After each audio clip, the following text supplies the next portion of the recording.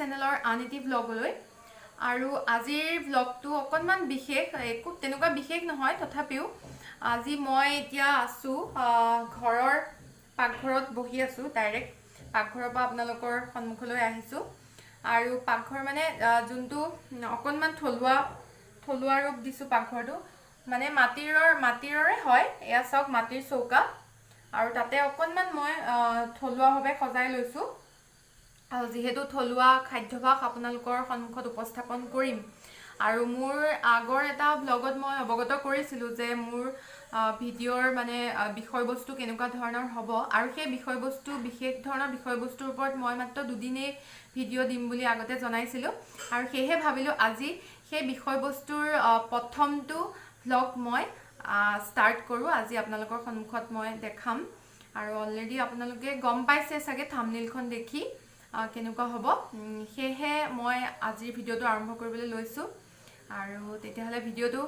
ফাৰ্ষ্টৰ পৰা শেষলৈকে চাই থাকিব আৰু শেষত জনাব আপোনালোকৰ কেনেকুৱা লাগিল এতিয়া মই অকনমান পাকঘৰটো কেনেকৈনো সজাইছো দেখা অলৰেডি আপোনালোকক দেখাইছো অকনমান তথাপি আৰু অকনমান দেখাই দিছো তাৰ পাছত মই কি বনাও আমাৰ থলুৱা খাদ্য কেইটামান মানে সব বনোৱাটো সম্ভৱ নহয় সেইবাবে মই অসমীয়াৰ কেইবিধমান থলুৱা খাদ্যভাস আপোনালোকৰ সন্মুখত উপস্থাপন কৰিম একদম কমকে বনাম অকনমানকে আৰু অকমান দেখাবলৈ চেষ্টা কৰিম চাই থাকিব মই এতিয়া অকনমান পাকঘৰটো দেখাই লৈছো কেনেকৈ সজাইছো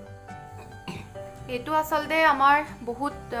আগৰ পাকঘৰ হয় সেইকাৰণে অলপ লেতেৰা দেখিব আপোনালোকে এইবিলাক মাইণ্ড নকৰিব কাৰণ ধোৱা লাগি ৱালবিলাক কলা হৈ গৈছে বহুত পুৰণা ইয়াত আইতাই ভাত বনাইছিল আচলতে বহুত ওখ চৌকা আছিলে ইয়ালৈকে সেইটো বেলেগ আছিলে সেইবোৰ ভাঙি পেলোৱা হ'ল আচলতে তাৰপাছত এইটো মায়ে পিছত বনাই লৈছিলে এইটো চৌকা আৰু ওখকে আৰু এটা আছে এইটো তাৰপিছত আচলতে সজোৱা মানে কি এনেকৈ অলপ ঠিক ঠাক কৰি লৈছোঁ যিহেতু এইটো ইমান ইউজ নহয় পাকঘৰটো ব্যৱহাৰ নহয় সেইবাবে বেছি লেতেৰা হৈ আছে অকনমান চাফা কৰি মই এনেদৰে থৈ লৈছো বস্তুবোৰ যিবোৰ মানে লাগিব সেইবোৰ এনেকৈ থৈ লৈছো অকনমান কাৰণ বেছি সময়ও পোৱা নাছিলো মই সজাবলৈ সেয়ে এনেকৈ অকনমান সজাই লৈছো আৰু এইখিনি হৈছে ভীমকলৰ খাৰ খিনি এনেকৈ শুকুৱাই ৰাখিছিলে মায়ে আৰু এই খাৰৰ পৰা খাৰণি এনেদৰে উলিয়াই ৰাখিছে আৰু খাৰটো অসমীয়াৰ কিমান ইম্পৰ্টেণ্ট সকলোৱে জানে এনেই নকয় জানো খাৰ খোৱা অসমীয়া বুলি আৰু খাৰৰো আজি মই এটা বস্তু বনাই দেখুৱাম এনেই অমিতা খাৰ লাও খাৰ এইবোৰ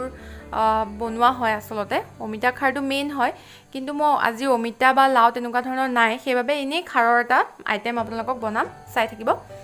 আৰু আজি বিশেষ এটা বস্তু বনাম সেইটো হৈছে এয়া চাওক বৰা চাউল তিয়াই ৰাখিছোঁ আৰু বৰা চাউল মই বনাম লাওৰ টুকাত সেইটো লাও টুকাটো বহুত পুৰণা এইটো আপোনালোকে নেভাবিব লেতেৰা হৈছে বুলি কাৰণ বনাই বহুত পুৰণা হয় এইটো এনেকৈ ৰং ধৰি গৈছে জুইত বনাওঁতে আৰু এইটোত বনাম বৰা চাউল এইটো চাওক এনেদৰে সকলোৱে জানেই চাগে লাওৰ টুকা মানে জাতিলাও যোনটো বহুত বুঢ়া হৈ গ'লে পুৰণা হৈ তাৰ মানে বাহিৰৰ যোনটো অংশ সেইটো এনেদৰে শুকুৱাই পেলাই ভিতৰটো উলিয়াই এনেদৰে ৰখা হয় এইটো বহুত মানে আগৰ মানুহসকলে বহুত ইউজ কৰিছিলে এইটো বহুত আপুৰুগীয়া বুলি ক'ব পাৰি এইটো বস্তু আৰু এইটোত বৰা চাউল বনালে খাই বহুত ভাল লাগে আৰু এইটোত মই বৰা চাউল বনাই দেখাম এইটো সম্পূৰ্ণ এক থলুৱা জুতি আৰু এইটো তলত চাওক মাটিৰ মলাটোত মই এনেদৰে ফাৰ্ষ্টতে পানী লৈছোঁ এই পানীখিনি গৰম হ'ব তাৰপাছত এইটো ভাপত আচলতে সিজিব আৰু তাৰপাছত বৰা চাউলখিনি এই লাওৰ টুকাটোত দিম তাৰপাছত তলফালে চাওক এখন চালনী নিচিনা এখন লগোৱা হৈছে যাতে মানে তলৰ পৰা ভাপটো আহে পানীৰ ভাপটো যিটোৱে মানে বৰা চাউলখিনি সিজাত সহায় কৰিব আৰু এইটো এনেদৰে বহাই দিম কিন্তু বহালে এতিয়া চাওক এইটো বস্তুত মই ভাপ নাযাবৰ কাৰণে এখন কটন কাপোৰ এইদৰে মেৰিয়াই ল'ম আৰু তেতিয়া তাৰপিছত বৰা চাউলখিনি সিজিব আপোনালোকক দেখাই থাকিম বাৰু আৰু ইয়াতে চাওক মই অলপমান ৰাখিছোঁ কঁঠাল গুটি পুৰিম গম পাইছে চাগে আৰু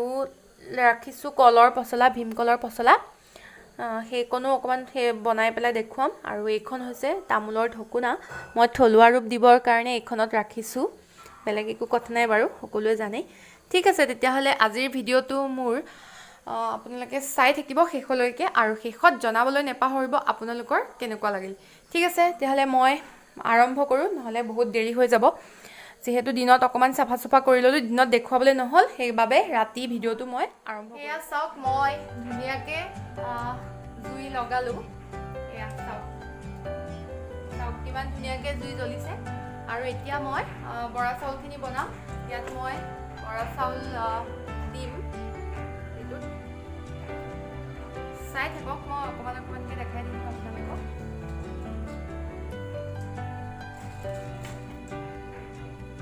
আচলতে এইটো পাকঘৰ ঠাণ্ডাৰ দিনত বেছি ইউজ হয় এতিয়া যেহেতু গৰম দিন সেইকাৰণে ইমান ব্যৱহাৰ নহয় সেইকাৰণে বহুত লেতেৰা হৈ আছে ঠাণ্ডাৰ দিনত যেহেতু জুইৰ ওচৰত বহি ভাল লাগে সেইকাৰণে প্ৰায়ে ইয়াতে মায়ে ভাত বনোৱা হয় আৰু এতিয়া যি গৰম পৰিছে সেইকাৰণে জুইৰ ওচৰলৈ অহা নহয় সেইকাৰণে ইমান ব্যৱহাৰ নহয় আচলতে এনেই আমাৰ এইটো পাকঘৰ ব্যৱহাৰ হৈ থাকে মানে জুইত বনোৱা বস্তু আমি মানে খাই থকা হয় আৰু এতিয়া যেহেতু গৰম সেইবাবেহে ব্যৱহাৰ হোৱা নাই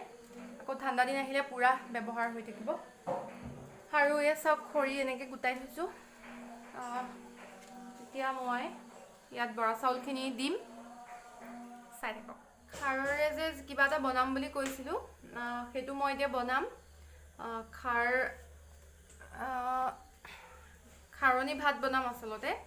এয়া বনাই থোৱা ভাত লৈছোঁ তাৰপাছত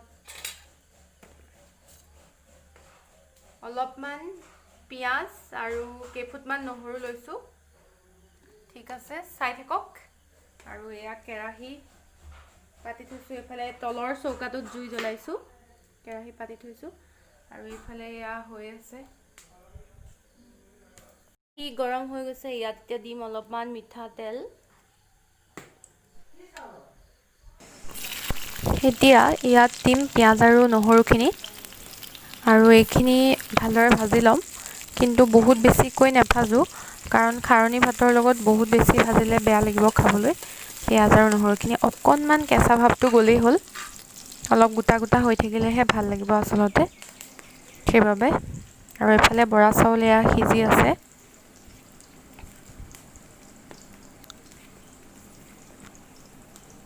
জুইডালে অলপ ডিষ্টাৰ্ব দিছে ভালদৰে জ্বলা নাই আচলতে জুই ভালকৈ জ্বলিলেহে ভাপটো আহে এইখিনি এনেদৰে লৰাই লৈছোঁ এইখিনি হৈ গৈছে এতিয়া ইয়াত মই ভাতখিনি যোনখিনি বনাই থোৱা আছিল আগতে এইখিনি দি দিম আৰু এইটো বাতি চাওক মোক এইটো জেঠাই দিছিলে আচলতে সেইকাৰণে দেখাইছোঁ অকণমান সৰু থাকোঁতে মই যেতিয়া প্ৰথম জলপান খাইছিলোঁ মানে এইটো বাতি ভাতখিনি দি দিলোঁ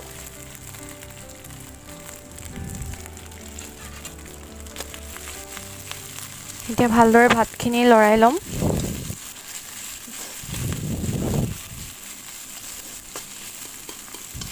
এনেদৰে আপোনালোকে খাইছেনে নাই বাৰু জনাবচোন কমেণ্টত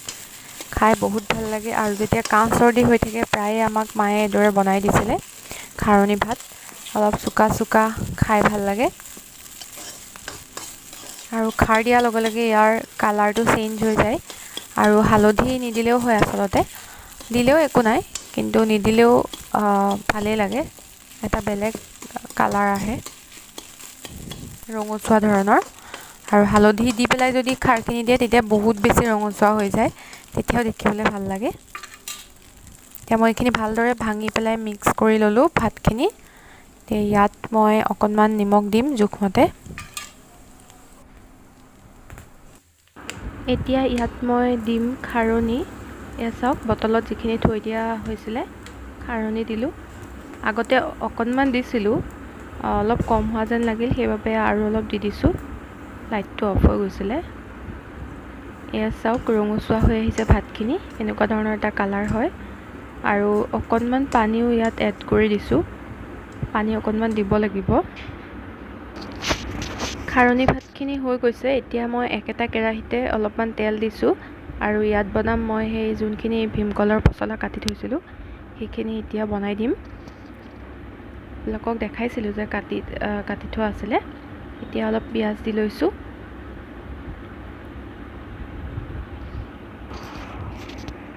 আনফালে এয়া বৰা চাউলখিনি সিজি আছে আৰু এইখিনি হৈছে নাই চেক কৰোঁ। এয়া চাওক হৈয়ে গৈছে ভালদৰে সিজিছে এইখিনি ভালদৰে। এতিয়া এইখিনি জুইখিনি অলপ কমাই দিব লাগিব। এয়া চাওক ধোৱাৰ পৰা হয়তো ভালকৈ দেখা পোৱা নাই। আৰু এয়া কলপচলাখিনি দি দিলোঁ।